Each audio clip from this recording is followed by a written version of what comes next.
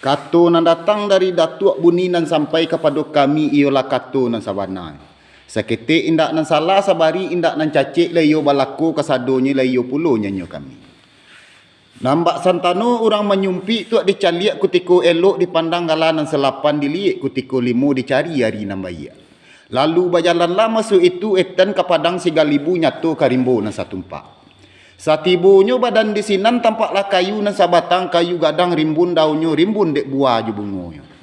Mamandang tadah ke ate nampaklah nuri dia tedahan sadang memakan buah ranun sadang menyesuk si bungo kambang. Lalu diambillah sumpitan gadiang sarato damak nan sabuah juo kape panulak damak. Lalu disumpiklah masuk itu. Satibonyo damak di ate leba pendam-pendan jo awan leba palun-palun jo kabuik nuri nan indak kunjuang kanai. Sadang dirintang nan bak itu, sadang dimabuak nan bak kian tibo petunjuk dari Allah, tibo tolongan dari Nabi. Pitata ju patiti gurindam rancaro 50 kini ta sabuik-sabuik juo. Nan batanak sagantang mata pariuak bala baduo, damak abi sumpitan patah mak datuak nuri batambah jinak juo.